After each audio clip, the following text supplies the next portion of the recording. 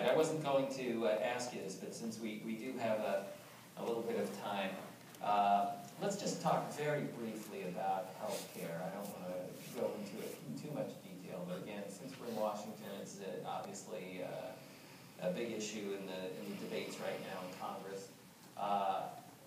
What do you see as I don't want to talk so much about the Affordable Care Act per se. Let's talk a little bit more generally about the health care issue as the United States faces it. What's the problem that we face, and why do we face that problem? In 1 minute. You said we have time, so easy bucks. Well, first of all, a couple of things to put this in perspective. Health is a form of human capital. If you estimate the returns to improving the probability that people survive, they're enormous. Our colleagues at Chicago, Murphy and Topel, wrote a really important paper on that, taking the modern theory of how one measures people's willingness to pay to reduce various risks, which theory has been around for a while, but taking that and applying it to the health area and saying, well, what are people willing to pay to reduce some of the risks of dying, cancer, cardiovascular diseases, diabetes, all the other killers that we have in society. And it turned out they're willing to pay in just really simple economics. I mean, I teach this in my class, and I show them, I'll give you a few numbers. You don't have to know anything complicated, and I'll convince you why this is such, why people are willing to pay so much. So it's very valuable. Society should be spending a lot on health. Should be spending a lot on health. The fact that the fraction spent on health has gone up over time is the right decision, because people put a lot of value on it. And people will come back and say, but the U.S. is spending 16 to 17% of its GDP on health. Switzerland is paying 11%, and there's not any evidence the U.S. in general is doing a better job at the healthiness of its population than Switzerland. Those are difficult comparisons to make, but I think there's a lot of truth in that criticism. So, what's the main problems that I think is in American policy? We do some things very well. I mean, more people come to this country if they have prostate cancer than go anywhere else, although some other countries do a good job of prostate cancer. But I'm involved in various boards, on medical boards, because I've been interested in prostate cancer and some other cancers. And I know, I mean, a lot of people come to this country because we have very high level medicine. I think we fall down in certain major areas. And I'm not going to get into the Affordable Care Act. I have my own views about that, but I'm not going to get into that per se. I think we have an excessively low co-payment policy.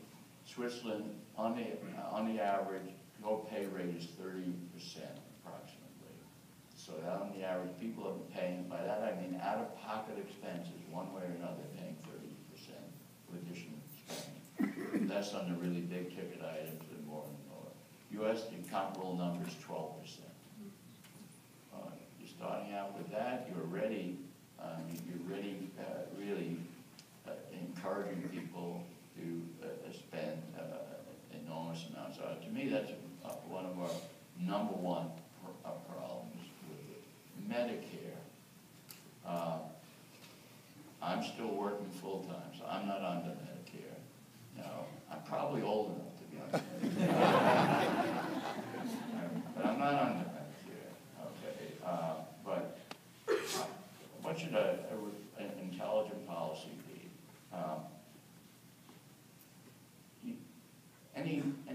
Any decent country wants to take care of its poor, the health of the poor, and so on. And I'm very strong on that. So we should have Medicare, highly subsidized in various ways. We can improve it for the poor.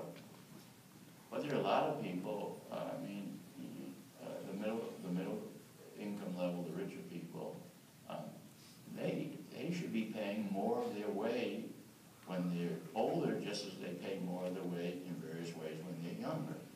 And I think an optimal Medicare policy would be for the elderly, highly highly subsidizing the poor and having gradually reduced levels of subsidies for higher income people.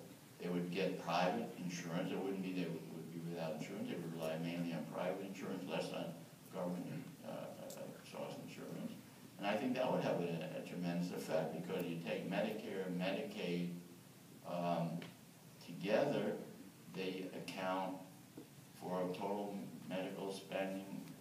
I mean, the numbers are, I know in the last year of life, 30% or so of all spending on medicine occurs in the last year of life. So you take Medicare and Medicaid together, they're a really big chunk.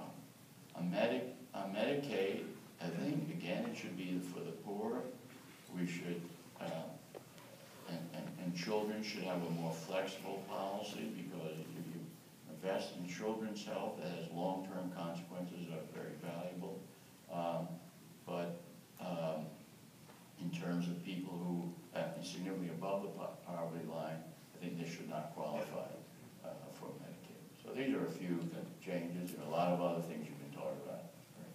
Thanks very much. Asking. So we're going to open the floor up for questions. Two requests: identify yourself, your name, and indicate to whom the question is directed. There are 4 mics, and